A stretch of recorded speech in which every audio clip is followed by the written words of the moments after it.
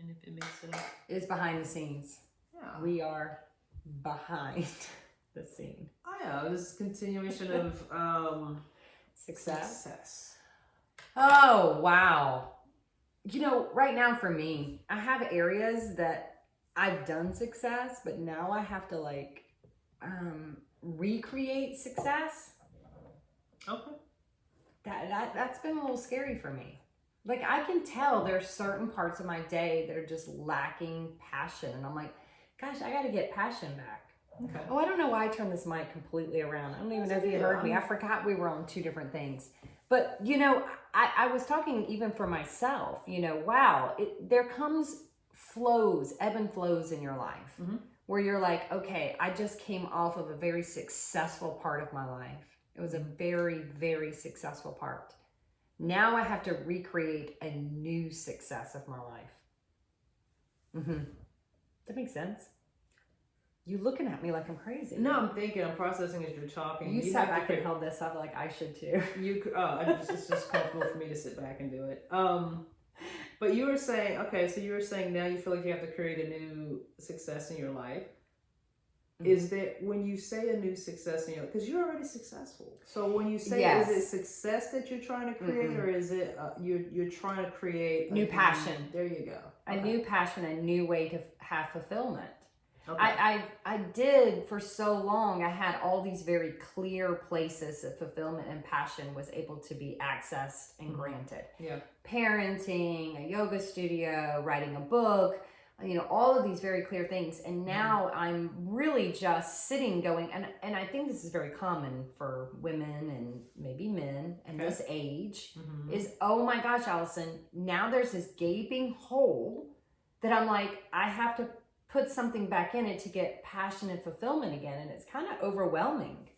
Let me ask you a question. What if you let the hole close? With what? What holes close? I don't understand. Like I can't even process that sentence. It's hard to if a passion. This is me just visualizing the way my brain works.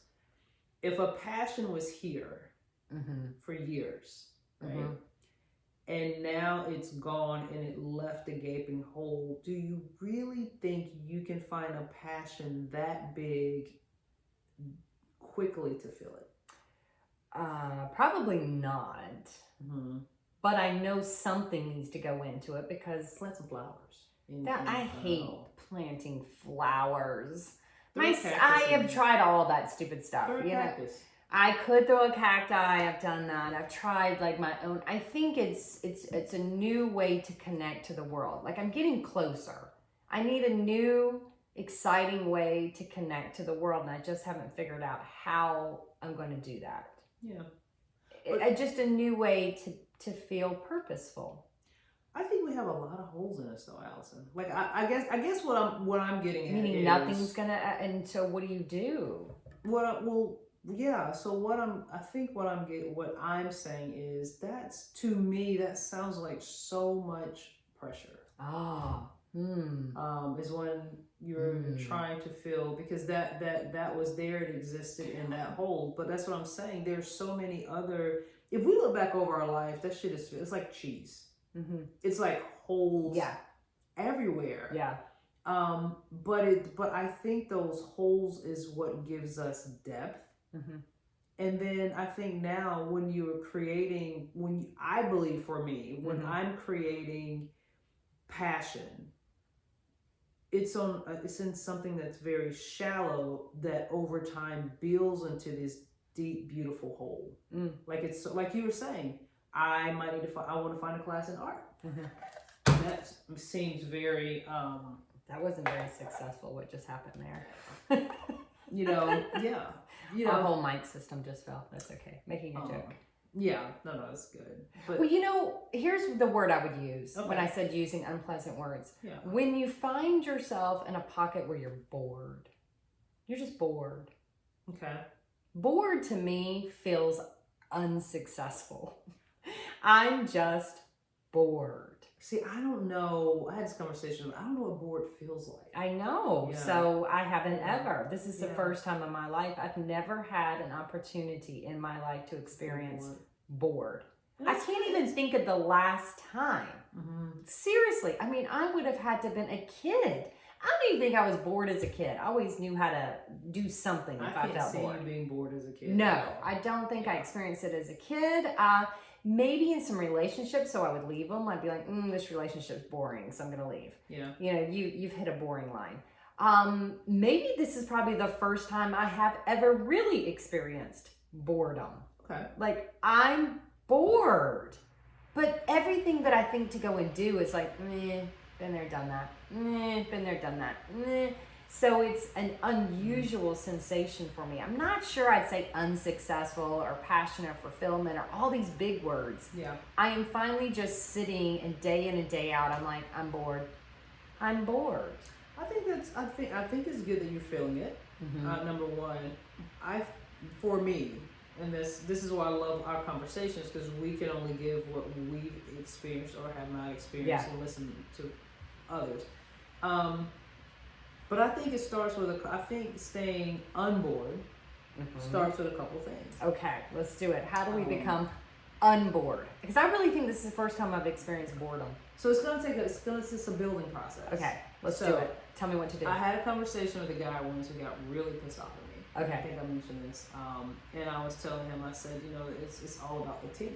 And he was like, what do you mean? I said, well, take your favorite sport and say football, you have a quarterback. That's like that's your go-to person that's your rock star. And then you have O-line people who protect you.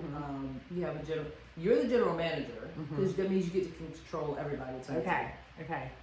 But basically, you have your wide receivers. That's a key player. They're good for this thing right here.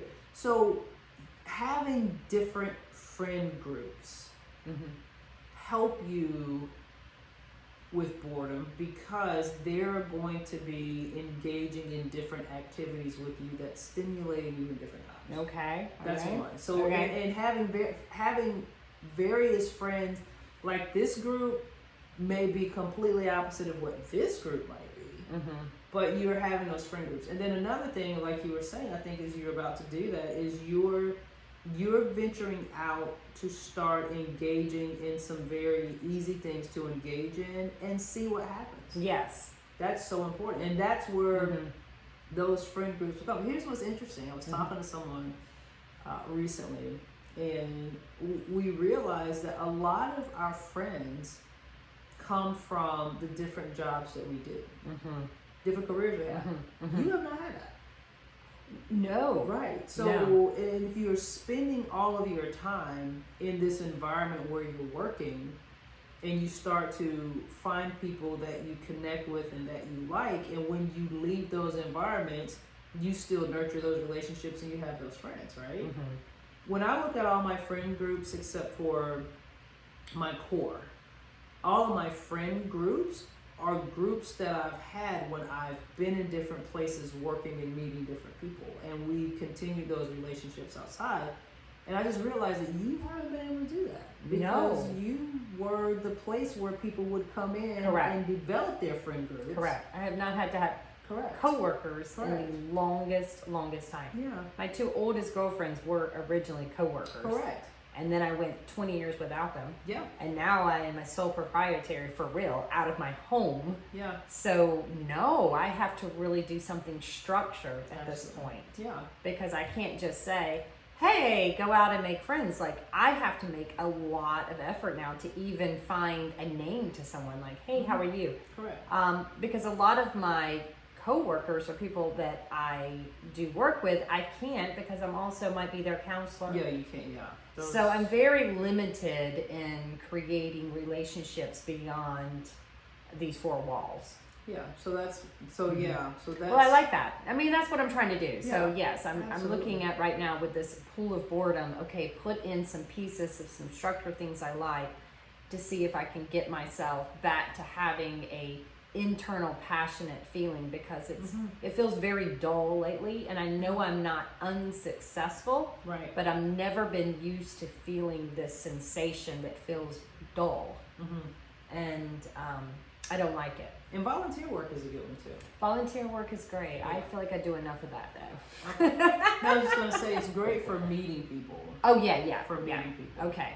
Not the use of your time, but to go out here and start developing these relationships with people. Yeah. So Well, there we go. I mean, we use it behind the scenes sometimes to just be vulnerable ourselves and say, hey, this is what we're experiencing. Boredom is a little bit different than success or unsuccessful, but yeah, it seemed like a thing to talk about. It ties in though. It does tie in. Mm-hmm. All right. Well, hey, I guess that was enough of that, but it was good to hang out a little bit more beyond that podcast. All right. Yes. Take care. Bye-bye.